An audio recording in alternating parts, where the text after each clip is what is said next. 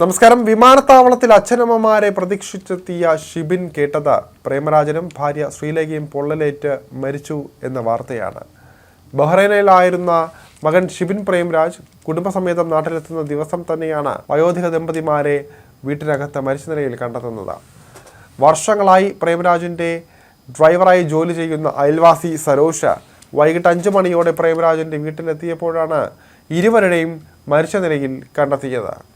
സംഭവത്തിൽ ദുരൂഹതകൾ മാറുന്നില്ല. അലവിൽ സ്വദേശികളായ പ്രേമരാജൻ, അതുപോലെ തന്നെ ഭാര്യ AK ശ്രീലേഖ എന്നിവരാണ് മരിച്ചത്.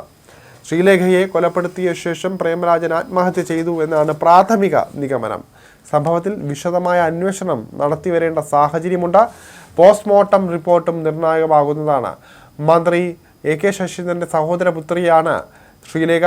മകൻ വിദേശത്തു നിന്നെത്തുന്നതിന് മണിക്കൂറുകൾക്ക് മുൻപാണ് ഇരുവരുടെയും മൃതദേഹം കണ്ടെത്തിയത്. ഇത് ദുരൂഹത ഏറ്റുന്നുണ്ട്.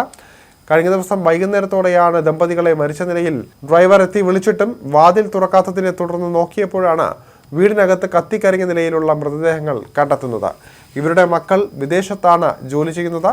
കൂടുതൽ പരിശോധന നടത്തിയപ്പോഴാണ് മൃതദേഹങ്ങൾക്കടുത്ത് നിന്ന് ചുറ്റികയും ഭാരമുള്ള ഒരു വസ്തുവും കണ്ടെത്തുന്നത്. ശ്രീലേഖയുടെ തലയ്ക്ക് പിറകിൽ മുറിവുള്ളതായും കണ്ടെത്തിയിട്ടുണ്ട്. ചോര പോയ പാടുകളും അവിടെയുണ്ട്. ഇത് അടിയേറ്റ് വീണപ്പോൾ ഉണ്ടായതാകാം. കഴിഞ്ഞ ദിവസം തന്നെ ദമ്പതികളുടെ മകൻ വിദേശത്ത് നിന്ന് എത്തിയിരുന്നു. അതേസമയം ഇരുവർക്കും സാമ്പത്തിക ബുദ്ധിമുട്ടുകളൊന്നും ഉണ്ടായിരുന്നില്ല. മറ്റു തരത്തിലുള്ള മാനസിക ബുദ്ധിമുട്ടുകളാണോ മരണത്തിലേക്ക് നയിച്ചതെന്നും പോലീസ് അന്വേഷിച്ചു വരികയാണ്. ഇവരുടെ മകനെ വിമാനത്താവളത്തിൽ നിന്ന് കൊണ്ടുവരാൻ എത്തിയതായിരുന്നുവെന്നാണ് പ്രേമരാജിൻ്റെ ഡ്രൈവർ സരോഷിൻ്റെ മൊഴി. മൃതദേഹത്തിന് സമീപം ചുറ്റികയും ബോട്ടിലും ഉണ്ടായിരുന്നു. പ്രേമരാജിൻ്റെ മുഖം കത്തിക്കരിഞ്ഞ നിലയിലായിരുന്നു. ശ്രീലേഖയുടെ തലയുടെ പിൻഭാഗം പൊട്ടിയ നിലയിലുമാണ്. ഇത്തരത്തിൽ രക്തവും കണ്ടു എന്നും ഡ്രൈവർ പറയുന്നുണ്ട്. ബഹ്റൈനിലുള്ള മകൻ ഷിബിൻ വ്യാഴാഴ്ച നാട്ടിലെത്തുമെന്ന് അറിയിച്ചതിനെ തുടർന്ന് അച്ഛനും അമ്മയും കാറിൽ കയറി കണ്ണൂർ വിമാനത്താവളത്തിലേക്ക് പുറപ്പെടാനാണ് ഡ്രൈവർ അലവിലേക്കുള്ള വീട്ടിലെത്തിയത്. മറ്റൊരു മകൻ പ്രഭിത്ത് അവധി കഴിഞ്ഞ് ഓസ്ട്രേലിയയിലേക്ക് കഴിഞ്ഞ ആഴ്ചയാണ് തിരിച്ചു പോയത്.